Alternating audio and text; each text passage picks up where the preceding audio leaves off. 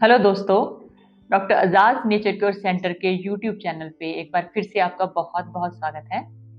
दोस्तों, आज हम लोग बात करेंगे अपनी बॉडी के बारे में। वो बॉडी जिसको हम लोग हेल्दी रखना चाहते हैं। आपको क्या लगता है, हमारी ये बॉडी क्या सिर्फ एक फिजिकल बॉडी है? जैसे कि हम लोगों को मॉडर्न मेडिकल साइंस में बताया जाता है कि हमारी बॉडी जो है ये सेल से बनी हुई है। सेल्स फिर आगे टिश्यू बनते हैं, टिश्यू फिर आगे ऑर्गन बनाते हैं, और ऑर्गन फिर ऑर्गन सिस्टम बन के पूरी बॉडी का काम चलाते हैं। तो क्या आपको लगता है कि हम सिर्फ यही हैं?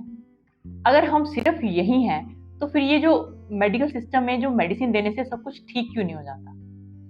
ये बात बड़ी क्लियर है कि जो मॉडर्न मेडिकल साइंस है ये कुछ चीज मिस कर रही है। जब से मैंने, क्योंकि मैं खुद एक एमडी कम्युनिटी मेडिसिन हूँ, एलोपैथी की डॉक्टर हूँ, लेकिन मैंने जब से अल्टरनेटिव पैथीज को एक्सप्लोर करना शुरू किया है मुझे काफ़ी बातें पता चल रही हैं। इनमें से एक जो बात मुझे ये पता चली है कि जो हमारी पुरानी आयुर्वेदा, जो पुराने एंशियंट उपनिषद थे, उनकी जो नॉलेज जो आज की मेडिकल साइंस की नॉलेज से कितनी ज़्यादा थी। ये सब कुछ पढ़ते हुए मुझे पता चला कि एक तैत्तरीय उपनिषद है, इसमें एक थ्योरी दी हुई है जिसको बोलते हैं पंचकोशा थ्योरी। ये थ्योरी कहती है कि जो हमारी बॉडी है ये सिर्फ फिजिकल बॉडी नहीं है, ये 5 लेयर्स, कोशा मीन्स लेयर, 5 लेयर्स की बनी हुई है। दोस्तों, आज हम लोग बात करेंगे हमारी बॉडी की कौन सी लेयर्स हैं, ये कैसे चलती हैं, काम करती हैं, और अगर इनको ठीक करना है तो कैसे ठीक करना है। क्योंकि हमारे पास बहुत सारे पेशेंट्स आते हैं, वो दवाई भी करते हैं, डाइट भी करते हैं, लेकिन जब उसके बाद उनको कुछ करने के लिए बोला जाता है तो बहुत रिलक्टेंट होते हैं।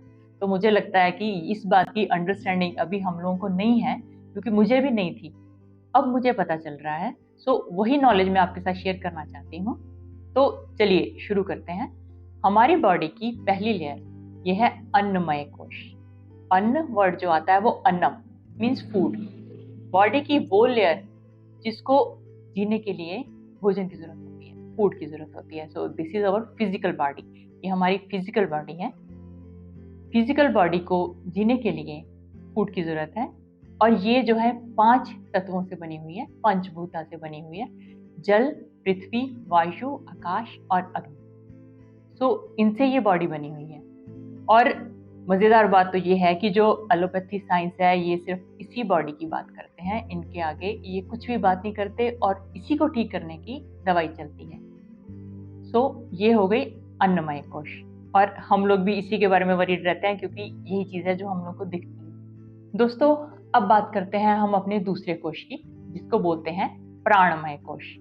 प्राण वर्ड को बहुत लोग सोचते हैं कि ये सिर्फ सांस है, ब्रीदिंग है, लेकिन ऐसा नहीं है। जो प्राण है वो हमारे पूरे शरीर में दौड़ती हुई एक वाइटल फोर्स है। जो 72,000 एनर्जी के चैनल्स हैं उनमें दौड़ती हुई एक वाइटल फोर्स है। और प्राण की जो मैनिफेस्टेशन है वो ब्रीदिंग है, वो हम लोगों की सांस है। मान लीजिए कोई एक लाश पड़ी है, एक लाश और एक जिंदा इंसान, उसमें क्या फर्क है? क्योंकि अन्नमय कोश तो दोनों के पास है। उसमें फर्क ये हो जाएगा कि जो जिंदा इंसान है उसमें सांस चल रही है। सांस मतलब कि उसमें प्राणा है, जो प्राणा है जो उसकी बॉडी में रन कर रहे हैं। और जो प्राणमय कोश है ये अन्नमय कोश को ठीक रखने में, अलाइव रखने में सहायक। जो हमारा तीसरा कोश है उसको बोलते हैं मनोमय कोश। नाम से काफी क्लियर है, मनोमय, मन, माइंड। और हमारी लाइफ में मनोमय कोश का खलारा, इसका जो विस्तार है सबसे ज्यादा है, क्योंकि मनोमय कोश है जिसमें हमारी इमोशंस हैं, हमारी फीलिंग्स हैं, हमारे थॉट्स हैं। ये सारी चीजें मनोमय कोश में है। और हमारे पास जो पेशेंट आते हैं उनकी अक्सर कंप्लेंट्स होती है जी, एंग्जाइटी होती है, रात में दिल की धड़कन बढ़ जाती है, मेरे को बहुत नेगेटिव थॉट्स आते हैं, सुसाइड करने का मन करता है। ये सब जो चल रहा है ये मनोमय कोश में चल रहा है। अगर हम लोग मनोमय कोश को अच्छे से समझना चाहें तो मैं आपको एक एग्जांपल, एक उदाहरण देना चाहूंगी।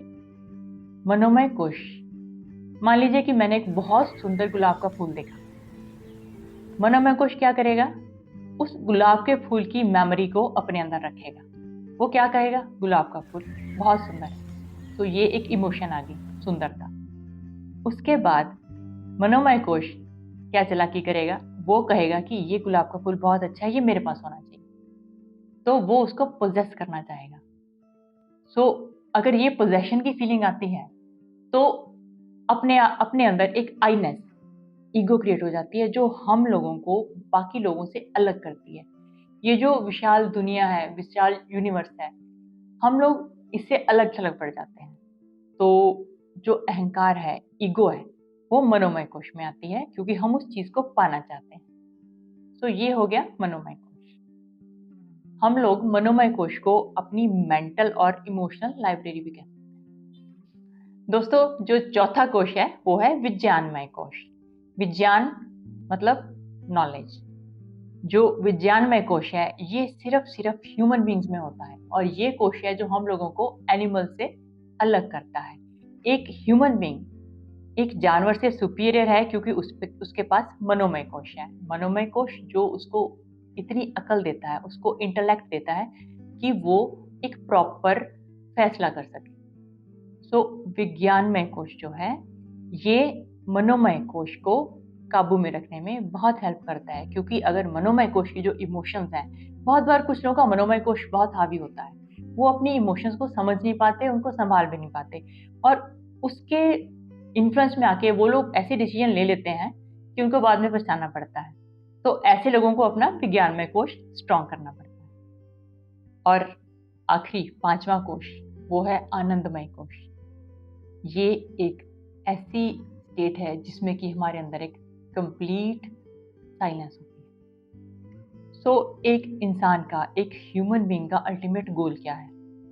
उसका गोल है कि अपने आप को, इन सब कोशों को, इन सब लेयर्स को एक एक करके एक्सप्लोर करना और अपने आनंदमय कोश तक पहुंचना, और इसी तरह के जीवन को हम लोग एक सक्सेसफुल जीवन बोल सकते हैं। आइए दोस्तों, अब हम लोग ये जानेंगे कि हम लोग क्या क्या करके अपने इन कोशों को सुधार सकते हैं, इनके ऊपर और काम कैसे किया जाए। सो पहला कोश था अन्नमय कोश। अन्नमय कोश पे काम करने के लिए हम लोग नंबर 1 प्रॉपर डाइट, एक ऐसी डाइट जो आपको ग्लूकोज की पीक ना दे, आपकी बॉडी में टॉक्सिन ना बढ़ाए, एक ऐसी डाइट आपको लेनी चाहिए। नंबर 2, क्योंकि अन्नमय कोश एक फिजिकल बॉडी है तो इसको स्ट्रांग रखना भी बहुत ज़रूरी है। सो आसना, जो हम लोग आसन करते हैं, वो अन्नमय कोश के लिए बहुत अच्छे हैं। और तीसरी चीज़ जो मेरी अपनी बड़ी फेवरेट है, जो हमारे पेशेंट्स हैं उनको ये भी पता है, स्ट्रेचिंग एक्सरसाइज, लूजनिंग एक्सरसाइज मेरी बड़ी फेवरेट है, कि मैं सब पेशेंट्स को करने के लिए बोलती हूँ। सो इन 3 चीज़ों के चलते, इन 3 चीज़ों को करने से हम लोगों का अन्नमय कोश एकदम ठीक ठाक हो जाएगा। प्राणमय कोश। प्राण, प्राण से सबसे ज़्यादा रिलेटेड वर्ड होगा प्राणायाम। अपनी ब्रीदिंग को कंट्रोल, कॉन्शियस कंट्रोल अपनी ब्रीदिंग का। ब्रीदिंग को हम लोग प्रॉपर कंट्रोल करेंगे, हमारी इमोशंस कंट्रोल में आएंगे। आपने कभी देखा होगा, जब हम लोग यहाँ आते हैं तो अनुलोम विलोम, डीप बैली ब्रीदिंग खूब सिखाते हैं। तो अगर कोई आप में से ये करता भी है तो उसको पता होगा कि अगर गुस्सा आ रहा है, अगर उसने अपनी सांसों पे कंसंट्रेट कर लिया तो ये गुस्सा धीरे धीरे कम होगा। तो ये एक तरीका है अपने प्राणमय कोश को कंट्रोल में करने। अगला आ जाता है मनोमय कोश। एम से मनोमय और एम से मेडिटेशन। तो उसके बाद आपको एक ध्यानी होना है, मेडिटेशन करनी है। मेडिटेशन करने के लिए कभी चुपचाप आंख बंद करके बैठना जरूरी नहीं होता।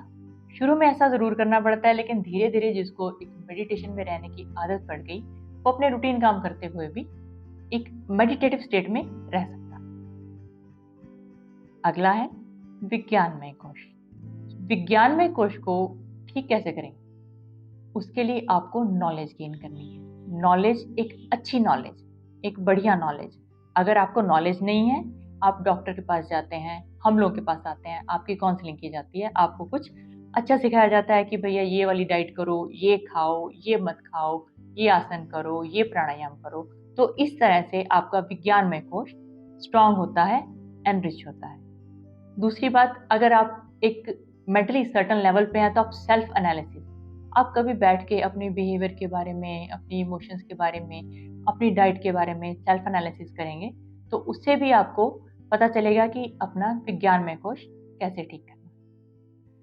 दोस्तों, आखिरी है आनंदमय कोश, द स्टेट ऑफ ब्लिस।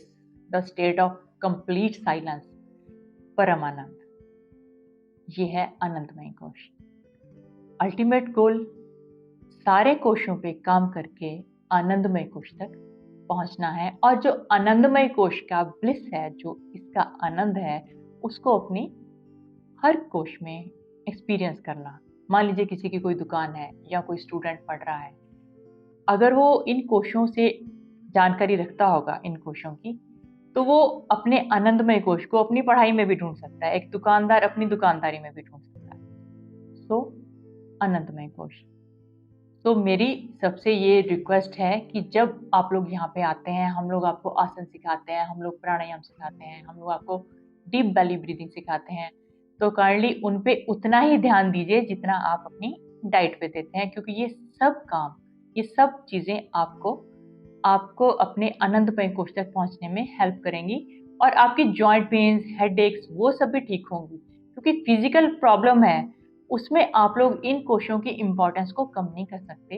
ये बेहद बेहद ज़रूरी है। सो दोस्तों, प्लीज़ कमेंट करके बताइएगा आज का ये वाला जो सेशन है आपको कैसा लगा। मैं वेट करूँगी। देखने के लिए और सुनने के लिए आपका बहुत बहुत धन्यवाद। Thank you so much for watching.